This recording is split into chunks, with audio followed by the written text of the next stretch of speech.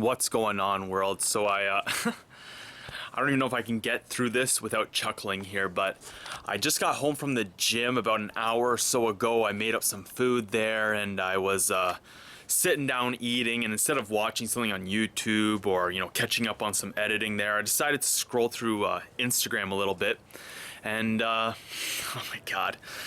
And I didn't go through like my normal feed like I usually do. I pressed the search and I went through some like unique searches there, and I came across this picture. Fasted cardio, less effective for fat loss, burns fewer calories.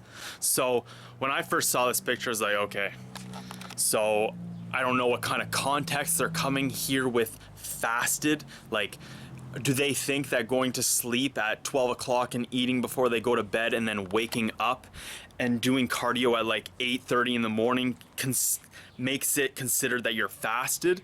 Then possibly. But if you follow my channel and you know anything about intermittent fasting, then you know that like once you've depleted all the carbohydrates from your system, then all you have left to burn is fat for fuel. You guys can go check out my intermittent fasting playlist on my main YouTube channel page there. I go into quite long detail on like how to begin intermittent fasting, how to implement it into your life and into your lifestyle, as well as why I believe intermittent fasting is the best style of eating for fat loss when compared to eating 6 to 8 small meals like the typical bro, or eating like the typical white girl style of eating when they're trying to cut fat. I find they tend to eat 2 small salads, but they don't eat it like close together like in a eating window. They spread it throughout the day thinking that's going to help with fat loss.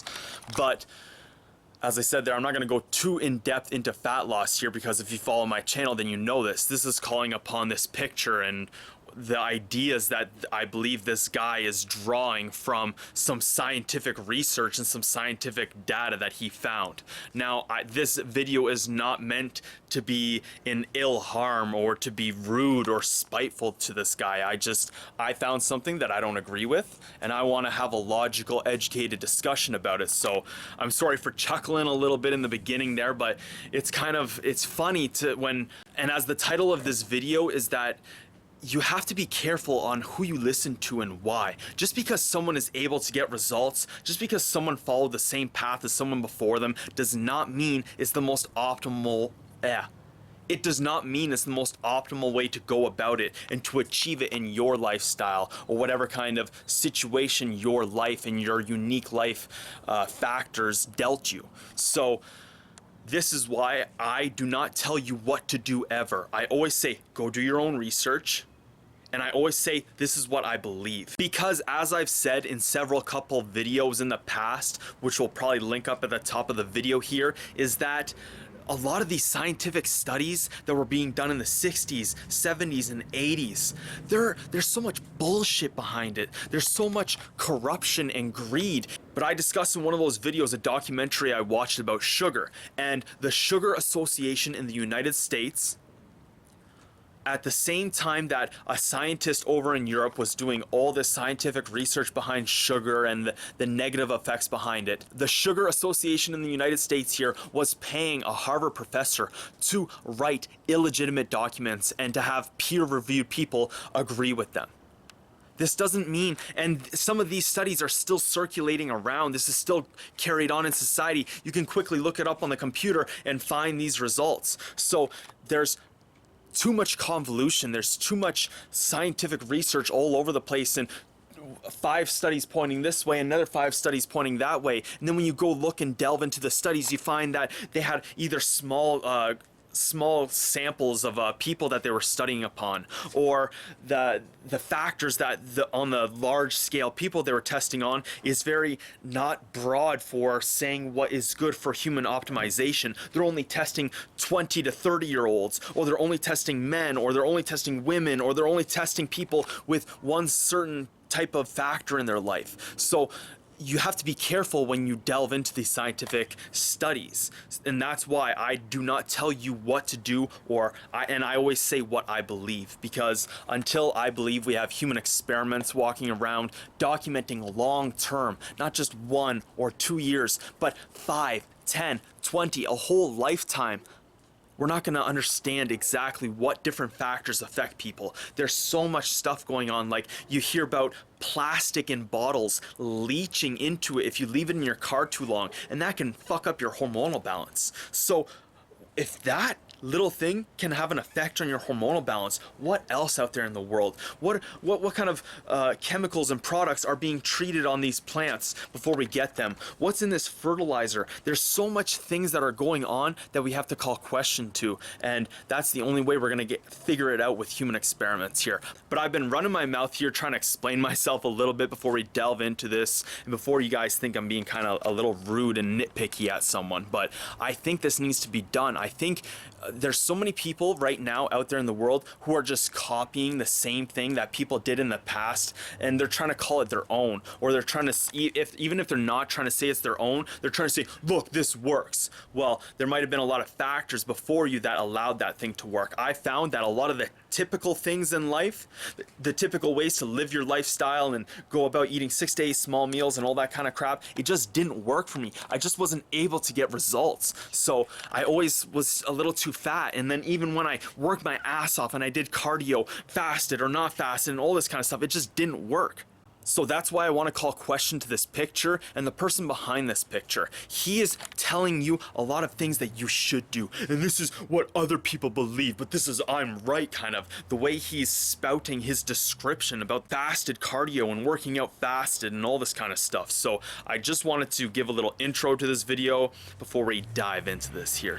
So he starts out this picture by saying, I don't have an issue with using fasted cardio when it's a lifestyle issue. The most important factor for cardio is that you get it done in a way which fits your schedule. For some people, waking up early and eating a huge meal is not reality prior to cardio. I still recommend a small amount of carbs and BCAAs. Fasted cardio does not burn more calories, and it does not mean more fat loss. During the session, you may burn more total calories from fat when in a fasted state, but that does not matter when you consider the entire process of how body fat is lost. Anyone who states fasted cardio is better does not understand the science and is just stating a belief they have. I am fine with beliefs as long as they are not passed off as facts. Fasted cardio makes even less sense when you take into account the impact of excess post-exercise oxygen consumption. EPOC represents the number of calories expended after training. Guess what? Eating before exercise promotes substantial increase in EPOC. With a fasted approach, the net result is that fewer calories are burned both during and after exercise, thereby diminishing total fat loss. On top of everything, fasted cardio can have a catabolic effect on muscle.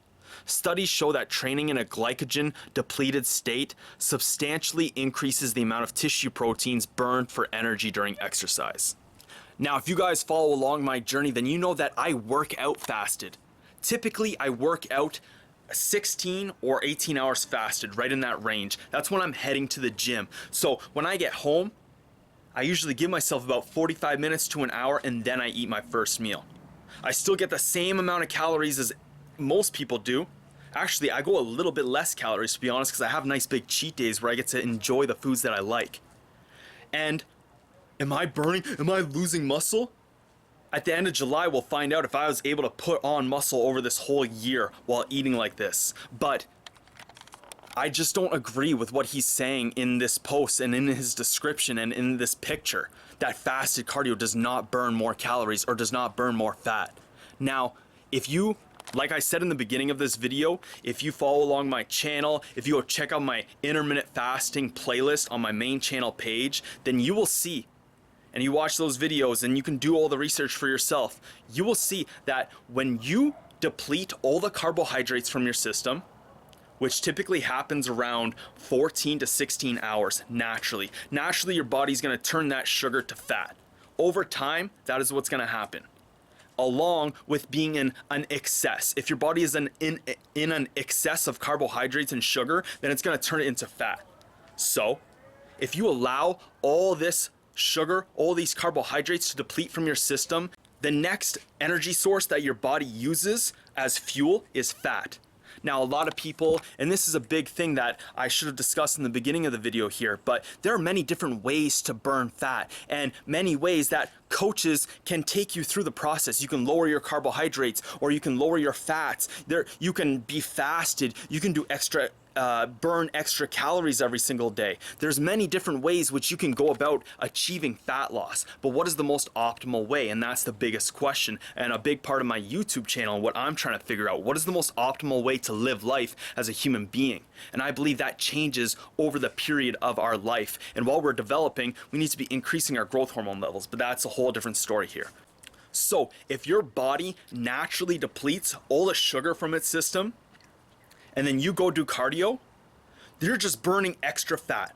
There's nothing else. It's not like it's gonna start burning your protein. If you have fat on you, it's gonna go to that first. It's just easier. Why doesn't it burn fat over sugar? Because it has to break a few molecular chains compared to sugar that it can readily use. It can readily goes into your blood system, gets spread around, and you can use it as fuel.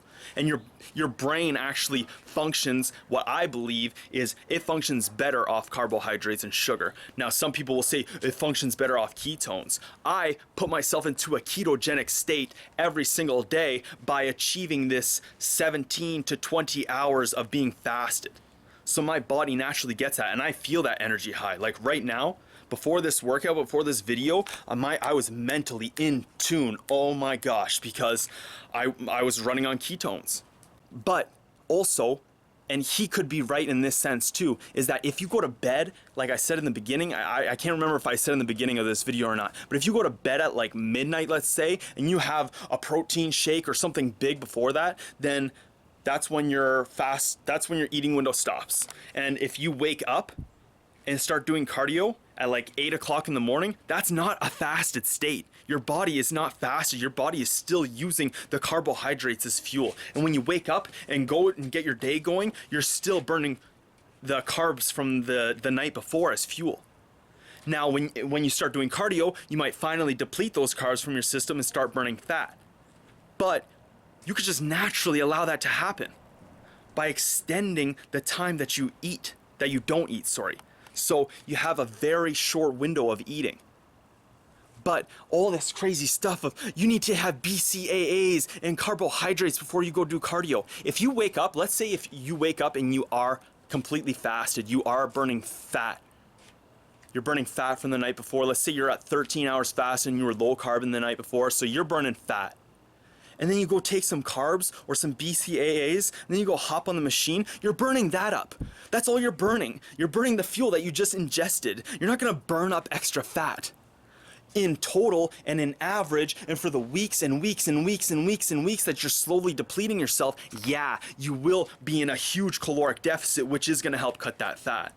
Or you could just naturally allow your body to cut fat, and that's why I believe that I really don't agree with what he's saying here. And not just what he's saying, but the fact that he's telling you that what anyone else out there says is a belief. This is what is right, basically, with what he's saying here. Stating that anyone who states fasted cardio is better does not understand the science and is just stating a belief they have. I am fine with beliefs as long as they are not passed off as facts.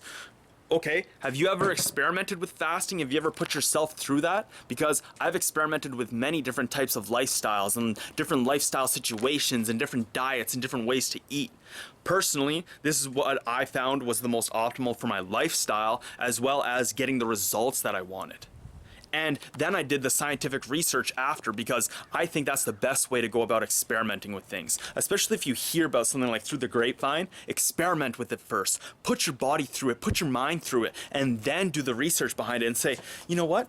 I really didn't experience that, or I did experience that. And that is what it means to be a human experiment, because you are legitimate and people can see what you're doing and see what you're experimenting with and see how you're growing and how things are changing from your ideas and your beliefs. But if you go do the scientific research all before you've tested it on your own body, then you're just kind of refuting those facts. You're kind of like allowing them to be like, yeah, you know, that is right, that is right, that is right. But so I went and looked up all the facts and all the scientific studies behind intermittent fasting after doing it for about 2 to 3 months, and I was like, wow, this is insane, the results that I feel and how I'm feeling with my body. And that's when I saw that, you know, there's so many of these studies stating that there's a 1,500 to 2,000% increase in growth hormone after fasting for 20 to 24 hours. Now, I don't fast for that long, so I'm getting only about 1,000% increase every day.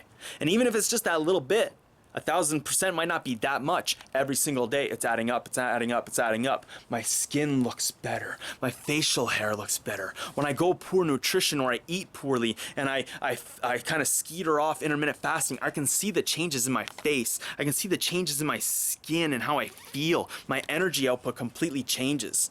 And why? Because you're spiking and boosting your growth hormone levels, which is important for development. And it can help with so many things like fat loss, muscle growth, cognitive function, life longevity, disease prevention. But someone's saying, oh, you shouldn't do fasted cardio because it doesn't really burn as many calories or this or that. It was like, come on, man. You're nitpicking on this tiny little thing. This tiny little thing because 100 or 500 people out there want to get extra shredded to go stand on stage next to other people. When we need to be thinking as human beings and thinking what is the most optimal way that we need to be going about living life. And now we're gonna communicate back and forth and send comment after comment to each other, harping on one thing or the other thing, nitpicking on these tiny little things when his motive is about fat loss for the people that he wants to help with his coaching, and I'm looking at how do we optimally help humanity grow and have the highest hormonal output, which is going to help with many other things. So this is where this is why I think YouTube is so important. He has a YouTube as well. I still, like I said, I don't like to go do my research until I've spoken, until I've said how I feel. So I'm going to go do my research right now. Probably still going to put this video up whether I agree or disagree, but he probably is doing some great things in life. He's probably helping many people achieve their goals. And like I said, this is not meant to be spiteful. I'm not saying you should don't get coached by this guy. Because if you want specific results, like cutting fat, like he can definitely most likely help you with that if you want to attain that specific lifestyle. That's why this video is not meant to be rude or, like I said, spiteful or hateful. Like, I'm not trying to be angry, but I did have to title this video, "These are the people you need to watch out for." Because these are the types of people that just follow and follow and follow. And that's the only thing. You got to be careful on what their goals are and what your goals are. And if you guys have similar goals and aspirations in life, like I'm coaching several people, I'm not going to deny that. But I'm not just like, if you ask these people that I'm coaching, hopefully they'll be able to tell you that we're not just trying to look at how to get you the most physical results or, you know, how to cut the most fat. It's lifestyle. It's everything. I'm asking what their typical lifestyle is, what their typical day is, and this is why I have to make sure that I can fit this in my head and I can actually do this, because none of my stuff is pre-programmed. Everything's fitted and tailored exactly to these people's lives, and we're trying to manipulate things around and we're trying to make it work so that they're enjoying their lives, they're enjoying their time while they're doing it, and they're still getting the results that they want.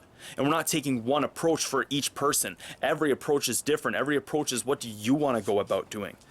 So I want to say thank you guys so much for watching this video. You guys have been absolutely amazing, especially during the beginning of this 30-day challenge. You guys have been you guys have been the biggest support ever. So thank you guys so much for watching my videos. Thank you for following along my journey. Please don't go be spiteful to this guy. Like I said, like, this wasn't meant to be hateful, but I want on this channel, I want to be speaking my opinion more about what I see in the world. I want to start gearing that up now. I'm trying to do these podcasts. I want to question things. I want to dive into human nature. I want to dive into why human beings do certain things. So that's why I'm calling a lot of question to things over this 30-day vlog challenge. So thank you guys so much for the support. Please let me know what you guys think there. I want to know what your opinions are on this video. Please leave a comment, hit that like button, and just keep being awesome, world. You guys are fucking amazing. I love you.